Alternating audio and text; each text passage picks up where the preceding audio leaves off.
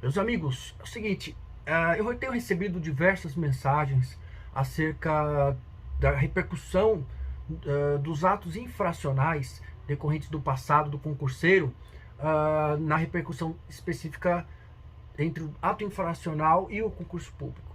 Então, neste vídeo, eu vou trazer uma resposta mais clara e objetiva, em vez de apenas trazer a resposta por escrito, porque às vezes as pessoas gostam mais de ter uma resposta personalizada, inclusive mais abrangente, para que outras pessoas também tenham esse acesso à informação. Então, acerca da questão de ato infracional, nós temos ali um exemplo, né? Uma pessoa que cometeu um crime, tráfico de drogas, mas quando era menor de idade.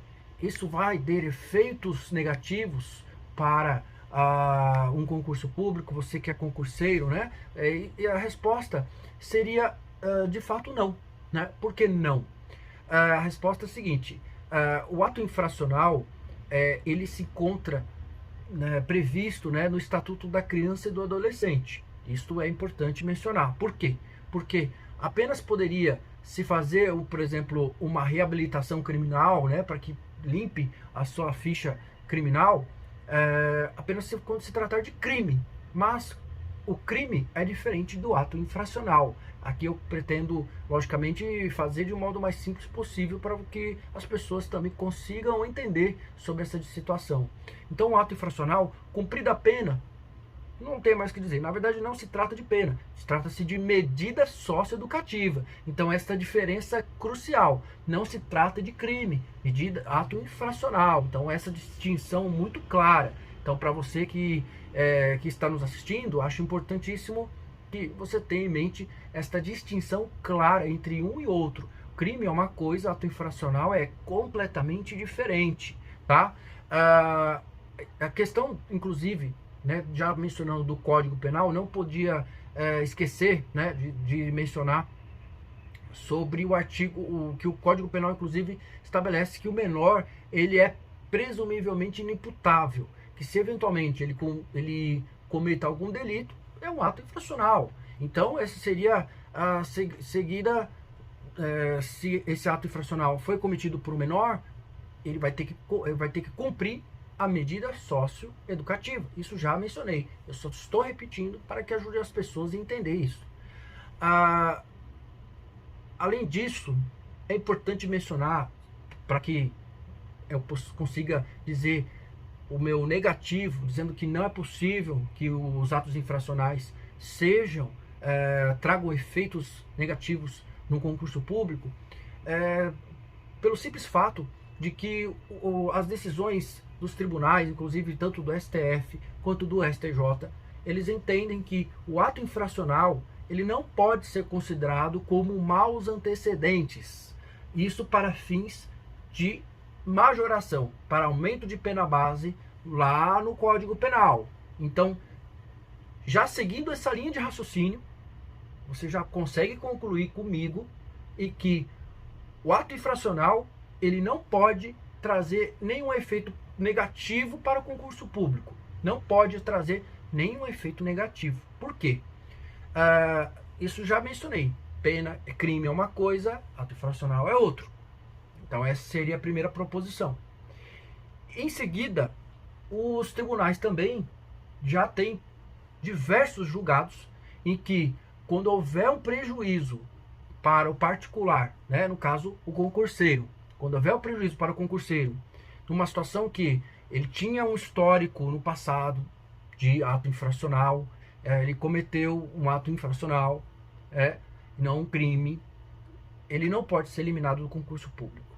Isto pode ser que as pessoas entendam de um modo diverso, achando absurdo socialmente, mas isso é o que se encontra na decisão dos tribunais. Pelo simples fato que não é crime e não é pena, não é medida, na verdade, um trânsito julgado, não tem sentença condenatória de trânsito julgado, e então se trata de crime. Então o STF já tinha julgados muito antigos acerca do tema, acredito que são julgados de 2012, 2011, que hoje tem aplicado também para os novos casos. E você que é candidato de concurso público e você se viu nesse problema, né, de ser eliminado do concurso, a solução será o quê? Você vai ter que contratar um advogado né? Primeira coisa, contratar um advogado para retomar o concurso, para que seja retomado no concurso público pela injustiça. Às vezes na investigação social, o que é muito comum, a pessoa ter sido eliminada no concurso. E inclusive as pessoas me perguntam: eu tenho que dizer, eu tenho que mencionar na investigação social? Olha, é interessante você mencionar, mas se você não mencionar, não vai ter efeito nenhum, né? Você teve alguma coisa no passado, você foi pego com drogas, você furtou o mercadinho na sua rua, e aí depois foi pego, teve ato infracional, tudo mais. Então, acho interessante, pela proteção da questão individual, da questão do passado, não há necessidade de mencionar. Porém, eles podem, inclusive, o poder público tem o dever de fiscalizar, verificar o histórico da pessoa, né? Mas isso não vai trazer efeitos negativos. Você que sonha com concurso público, a resposta é a seguinte: infelizmente, você que teve esse problema, você pode ser eliminado, mas nada impeça que você contrate um profissional, um advogado, um ente da sua confiança, para que possa ingressar com uma ação judicial. Aí, você que é advogado que está nos assistindo, quer uma resposta. A resposta do que deve ser feito, que processo que eu tenho que entrar, como que deve ser feito. Normalmente se utiliza do mandado de segurança. O MS, o remédio constitucional importante, nosso right constitucional, é fundamental hoje para que a pessoa retome no concurso público. Sobre a questão, se passado de 120 dias, inclusive, do fato que ocorreu da eliminação do candidato, consequentemente, o caminho que ele deve fazer é o advogado promover uma ação ordinária, né? Uma ação que não seja, não sei se eu posso falar, procedimento comum, né? Melhor dizendo, porque o ordinário é o que se encontrava no código anterior. Então, nós temos esse grande viés, né, em relação a isso. Nós temos, de um lado, a questão do candidato ser eliminado, e se eliminado for, ele possa buscar a justiça para a retomada do concurso. O advogado que vai atuar, ele deve verificar se passado dos 120 dias, ação de natureza ordinária, são obrigando ao poder público o candidato à retomada do concurso. Logicamente não cabe, geralmente os juízes não têm dado liminar exclusivamente, porque tem que ter todas as etapas do processo para verificar o que o poder público vai dizer a respeito, vai trazer a resposta no processo, para que ele consiga atuar com segurança. Por outro lado, ainda temos, se for um mandado de segurança, logicamente é uma ação mais célere, mais rápida. A partir do momento que a pessoa é eliminada, ela tem que procurar um advogado, e o advogado tem um prazo de 120 dias para entrar com um mandado de segurança. Então essa aqui é uma grande diferença.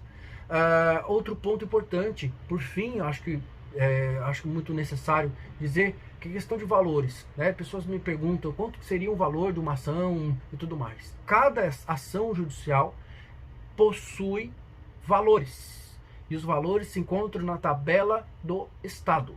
Então nós temos como obrigação, nós advogados, aplicar o mínimo previsto na tabela da OAB. Uma mandado de segurança, por exemplo, é 5 mil, estou citando aqui a média de valores, 4, 5 mil reais. O profissional, ele vai ter que atuar de acordo com a tabela, até porque uma fatia desse valor, ainda percentual ainda, que seja interessante observar, uma fatia desse valor ele vai para a própria OAB, por meio da anuidade. Você vai pagar a anuidade, você tem que, cada processo você deve recompor seus gastos, né, escritório e tudo mais. Então a tabela da OAB, de certo modo, ela é justa. Eu defendo a tabela da OAB. Se for uma ação ordinária ou procedimento comum, aí também existe, a própria tabela vai dizer, a tabela de Minas Gerais, a tabela de São Paulo, do Rio de Janeiro, aonde você vai entrar com o processo, você vai verificar. Você vai verificar qual é a tabela, qual o valor estimado, e vai passar para o cliente. Olha, o valor é X ou Y, e este eu posso parcelar e tudo mais. Tem todos os procedimentos contratuais entre o advogado e o cliente. Em relação à pessoa, né, inclusive a gente tem que olhar uma visão mais aberta, né, de tudo, é que a pessoa deve sim correr atrás o mais rápido possível. Se não havendo condições financeiras para contratar um advogado, pode ir numa defensoria pública e deverá provar que não tem condições financeiras para arcar com o processo. Então seria este outro ponto importante que poucas pessoas mencionam, tá?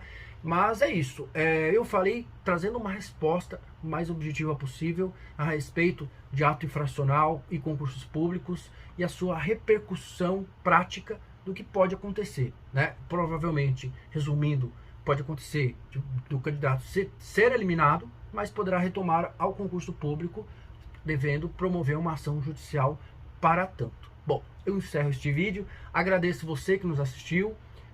Em breve vou trazer temas diversos aqui no nosso canal. E por gentileza, se você gostou, dá uma curtida para nos motivar. E também, se compartilhar, melhor ainda, que outras pessoas também possam ter acesso às informações, tá bom? Se tiver alguma sugestão também de temas, pode comentar aqui, tá bom? Um forte abraço.